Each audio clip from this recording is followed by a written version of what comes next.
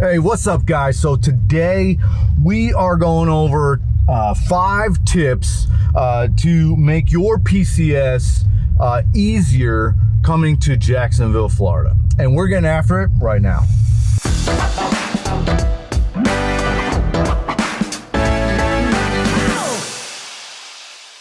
Hey guys, so in this channel, we go over everything you need to know about living here in Jacksonville, Florida, about PCSing here to Jacksonville, Florida, to Mayport, to St. Augustine, all of these different areas that are right around Jacksonville.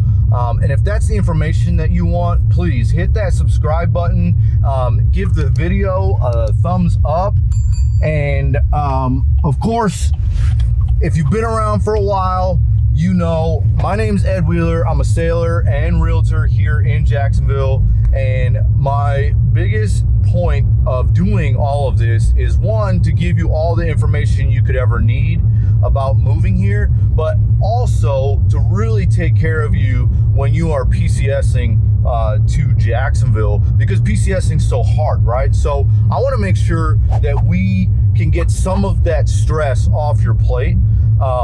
And if you are moving here and you need to find a place to live, please hit me up. Give me a call, text, email, snail mail. I don't really care what it is. Just hit me up, because I definitely have your back when moving here to Jacksonville, okay? So today we are going over the 5, what I think are probably the top 5, but 5 of the things that you should know about when you are PCSing to Jacksonville, Florida. Okay. Number 1 is going to be about the movers. Okay. So if you've never PCSed before, and let's say you have a family, whatever the case may be, or pets or something like that, you might get movers that are given to you by the Navy to come in, pack up all your stuff, and then ship it to Jacksonville from wherever you're at, okay? When you do that, if you're not doing a ditty move, because a ditty move, you're gonna know that, like, you packed up your stuff, you know it's packed up right, yada, yada, yada, yada. Now, if you're having somebody else pack it up for you, they don't care. They just pack it, okay? I've had them pack things like empty tissue boxes and paper towel rolls and all kinds of stuff. Like, you don't need to pack that. I've even seen people talk about where the movers have packed a cake in one of their boxes, and they open up the box and it's like this moldy cake in there. It's crazy. Anyway, so one of the big things about that, though, is that because they pack it all willy-nilly, it allows for things to break, because they don't really care. What they're trying to do is get it packed, and the more they can get packed in a shorter period of time means more money for them. So they want to pack it as fast as possible and just get it done, so they can move on to the next job. So my recommendation is that when you're doing that, take pictures. Before they come, take pictures of every room so you know your inventory, because there's a lot of times where you'll get the stuff and you won't even realize what the heck you have. So that can help you when you're setting up your new place. And then on top of that, I've also heard of people using the tags, the little electronic tags. Now, you do have to be careful with that, because depending on the type of tag that you get, it may only reach 800 feet from your phone. So if that's the case, then you're going to lose track of where your stuff is once it goes out of 800 feet. So make sure you get the right tags that say they will go anywhere. And then the other thing is, make sure that once you're done, you're doing all your claims, okay? Because you don't want to just be sitting there with broken stuff and then not do your claims. So make sure you do your claims, okay? And then number 2, when you move somewhere using Navy, Army, whatever, you can go in a hotel for a little bit, okay? Make sure that you schedule your hotel plenty of time before you actually move, okay? Because a lot of times the Navy Lodge or the NGIS Gateway, whatever the case may be, where you're calling to see if you can get in there on PCS orders, it'll be booked and you won't know what to do.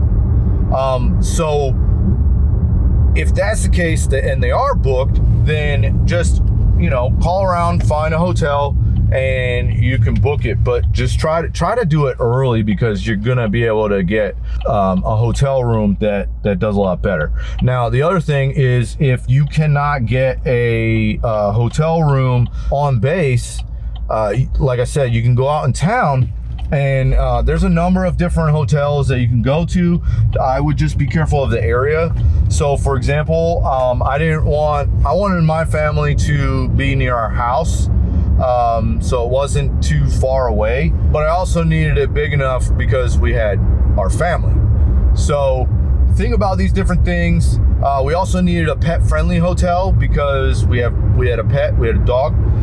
So just think about these different things when you are getting ready to move. And if you need any help, obviously just hit me up. Like, I'm more than happy to help you out, okay? Then number 3 would be buying a house. If you are moving somewhere and you are looking at buying a house, you need to start doing that earlier. So what I would do is, if you've got orders, now you can't really do much until you have hard copy orders, okay? But call me. I mean, shameless plug, okay? I'm a realtor, right? But I'm here to take care of you and what you are looking for, what you desire, what I'm, you know, part of what I do is fight for you. If the other side, say the seller, is kind of being wishy-washy and stuff, that's part of my job, and I take it really seriously. So make sure, like, just give me a call or a text. It doesn't matter. The thing is when you're looking for a house, right? So depending on where you are and where you're looking, because we're also in Norfolk as well. So if you are looking in Norfolk, it would be, the average close is around 21 to 30 days, okay, for closing on a house. Down here in Jacksonville, it's about 45 days for the average close. So you want to get in there and do it early. Plus, the other side of that is you want to get pre-qualified for a loan before you start looking at houses. Now, if you can, I also recommend that you come and look at houses. If not, and you can't make it, say you're overseas or something like that, not a problem. Because what I normally do is I go and I take a video and I act like I'm buying the house, and I'm gonna go through the whole entire house and look at and point out different things and all that kind of stuff. And then I'm gonna take a video though, and then I'm gonna upload that for you, so that you can see what it looks like, the walkthrough, because a lot of times, like, the pictures are different than what the house could be. You could have one idea of how it's laid out, but it could be different because the pictures don't always show everything, okay? Then you have number 4. And number 4 is when you're shipping a car. A lot of times, if say you're moving from San Diego, or you're moving from Hawaii, or you're moving here from overseas, like Japan or something like that, you're gonna ship a car. Now, I didn't because I got here from Norfolk, okay? We just drove down here. But I have a friend of mine that is at my current command that was telling me that shipping a car, it got shipped to Orlando. So keep that in mind too, that it's gonna come to Orlando, and then you gotta go pick it up. And then when you do ship a car, because I have shipped a car before, I shipped one to Hawaii, and then I shipped it back. When you are shipping a car, it has to be clean. It has to be completely cleaned out. It has to only have a quarter tank of gas or less. If it's above that, they're going to tell you to drive around for a while. So make sure it's at a quarter tank or less. And then on top of that, like I said, make sure it's clean. That includes cleaning the outside. I've heard of some people, even if there's water spots on the car, they didn't take it. And then obviously I would take pictures of the car before you give it to them as well. And then go over it once you receive the car. So that way, if there's any damage, you'll know what to do and you can make the claim. All right. And then finally, number 5. So number 5 is a big one for me, because I think that a lot of people, either they forget about it, they don't know, or somewhere in there, you know, the communication didn't get through. So that would be going through admin, doing your TLA, DLA, all that stuff. Because if you're going to be PCSing and you're going to need the money, so you want to request advanced DLA prior to initiating your move, and you're supposed to get it before you move. I know that the Navy's been making a bunch of changes, you know, telling you use your government travel card, that sort of thing. Yes, you can, and I would. Because then you have receipts and all that stuff, okay? And they'll pay you back. And that way you're covered, period. But just make sure that you're not using your government travel card for something that you shouldn't be using it for, okay? But request the advanced DLA, all right? Because it's the money that you're gonna get beforehand, before getting here. So yeah, basically those are 5 tips that I think everybody should know about PCSing to Jacksonville. Well, pretty much PCSing anywhere. And if you did like this video, please give it a thumbs up.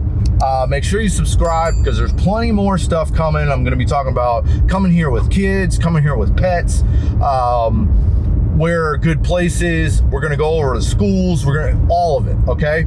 And of course, as always, remember, my name's Ed Wheeler, and I am a realtor and sailor here. And if you are moving here, please give me a call, text, email. I don't care. Just do it, because I've got your back when moving to Jacksonville.